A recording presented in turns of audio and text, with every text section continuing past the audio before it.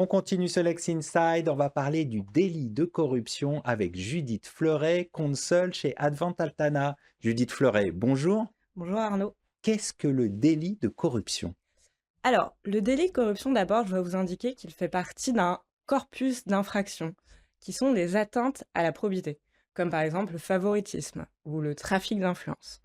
Alors, si je devais résumer le délit, je dirais que c'est le fait de subordonner une personne afin d'en tirer un avantage. Alors, plus particulièrement, le Code pénal définit ce délit comme le fait, et je vais le lire, de solliciter, accepter, de recevoir, sans droit, des offres, promesses, dons, présents ou avantages de quelque nature que ce soit en contrepartie de l'accomplissement ou du non-accomplissement d'un acte relevant de sa fonction.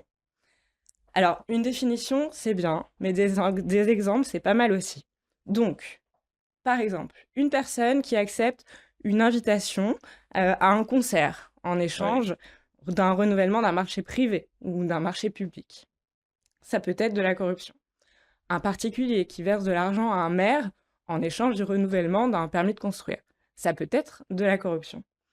Alors, il faut bien garder à l'esprit le fait que proposer un pacte de corruption ou l'accepter, c'est pareil. Proposer, accepter, c'est pareil. Et aussi, il faut comprendre que la corruption, c'est aussi la sphère publique. On imagine un marché public, on imagine des agents publics. Mais en fait, ça n'est pas que ça. Vous avez aussi de la sphère privée. Vous avez aussi de la corruption dans la sphère privée. Alors, on parle de corruption publique ou de corruption privée. Et quelle est la différence entre ces deux infractions? C'est surtout la peine. En fait, en D'accord. France, la corruption publique est plus répréhensible. Les peines sont plus importantes. 10 ans d'emprisonnement, 1 million d'euros d'amende. Et pour les personnes morales, parce que ça, c'est des peines personnes physiques, pour les personnes morales, le code pénal prévoit le quintuple de l'amende. Donc 5 millions d'euros d'amende au maximum.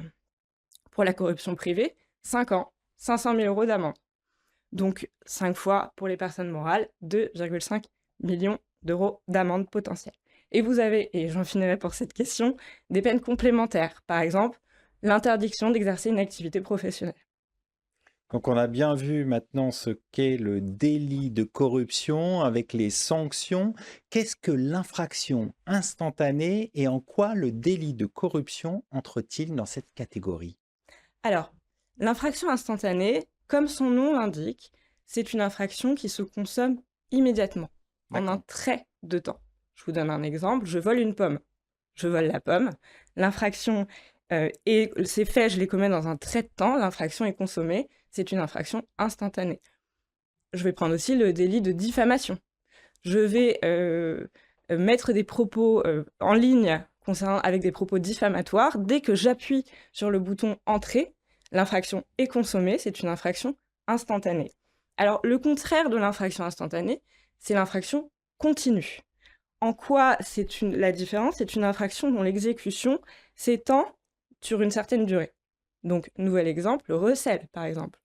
Vous avez en votre possession un vélo volé, vous savez qu'il est volé. Le recel va continuer jusqu'à la fin de la détention. Pareil pour le travail dissimulé, par exemple, de salariés. Si je ne déclare pas mes salariés, disons que l'infraction va continuer jusqu'à la fin de la relation de travail. La différence, c'est une conséquence importante évidemment, c'est la prescription. La prescription d'une infraction instantanée, c'est tout de suite. Je vole la pomme, l'infraction est consommée, le délai de prescription commence à courir au moment où je vole la pomme. En revanche, en matière d'infraction continue, le fait de continuer, que l'infraction continue tout au long de cette infraction, le délai de prescription commence à courir à la fin. D'accord. Donc ça va être plus long. Alors, vous m'avez posé la question en quoi le délit de corruption entre dans cette catégorie. À vrai dire, ça va de soi, mais ça va mieux en le disant. Le délit de Tout à fait. corruption entre dans la catégorie des infractions instantanées car ce délit est consommé dès la conclusion du pacte de corruption. Et ça peut être en un trait de temps, en une seconde. Un simple oui fonctionne. Donc, l'acceptation du pacte de corruption peut même se dérouler, comme je viens de le dire, en quelques secondes. C'est donc bien une infraction instantanée, ce que rappelle très souvent la chambre criminelle de la Cour de cassation. Un autre élément à prendre en compte, c'est le fait que cette infraction peut être occulte ou dissimulée. C'est-à-dire qu'elle n'est pas nécessairement découverte quand elle se commet. Donc là, le délai de prescription peut commencer à courir dans plus longtemps après, D'accord. et notamment 12 ans maximum. Alors, on a vu que le délit de corruption était une infraction instantanée, mais bien qu'étant une infraction instantanée, il peut être renouvelé. Dans quelle mesure? Oui, alors là, c'est toute la subtilité. En fait, c'est une infraction instantanée, comme le rappelle très souvent la chambre criminelle de la Cour de cassation. Instantané, immédiat, ça se consomme tout de suite.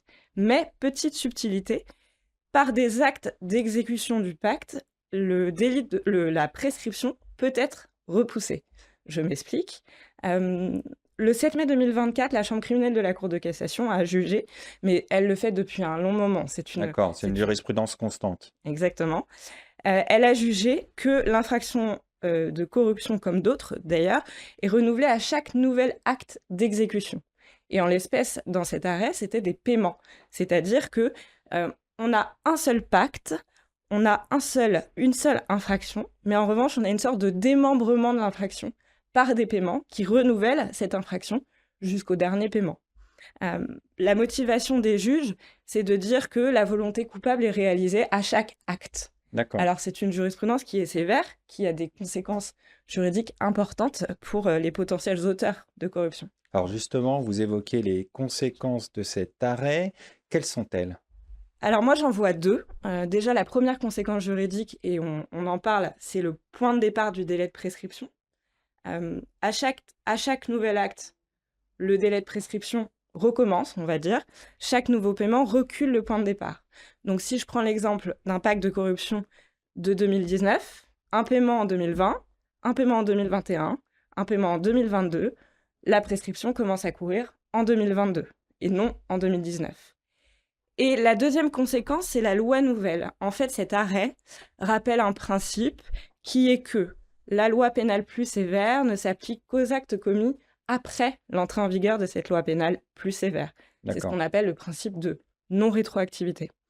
Là, en l'espèce, la Cour de cassation nous dit des paiements sont intervenus après la loi nouvelle. Je considère que les paiements ont renouvelé le délit de corruption, donc la loi nouvelle doit s'appliquer.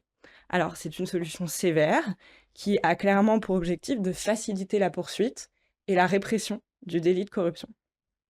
Pour terminer, peut-être quelques retours sur la jurisprudence, hormis cet arrêt de 7 mai, les tendances en matière de délit de corruption. Alors, pas tellement la jurisprudence, mais je dirais qu'aujourd'hui, on a de plus en plus de mécanismes qui sont mis en place en matière de corruption. Et D'accord. notamment, je pense à la CJIP, la Convention judiciaire d'intérêt public, qui est un mécanisme qui offre aux sociétés seulement et pas aux personnes physiques, seulement aux sociétés, pas aux dirigeants, pas aux salariés, une alternative aux poursuites qui, grâce à la conclusion, ça va se faire grâce à la conclusion d'accords avec les services qui peuvent poursuivre, comme le parquet. C'est ce qu'on appelle la justice négociée et c'est une tendance de fond selon vous? Exactement, en ce moment, c'est une tendance de fond. On a la CJIP, on a aussi la CRPC, le plaidé coupable, pour prendre les mots plus simples, qui, en effet, commence de plus en plus à s'appliquer pour ce type d'infraction. On va conclure là-dessus. Merci d'être venu sur notre plateau. Merci beaucoup. Merci à toutes et à tous pour votre fidélité. Restez curieux et informés. À très bientôt sur Be Smart for Change.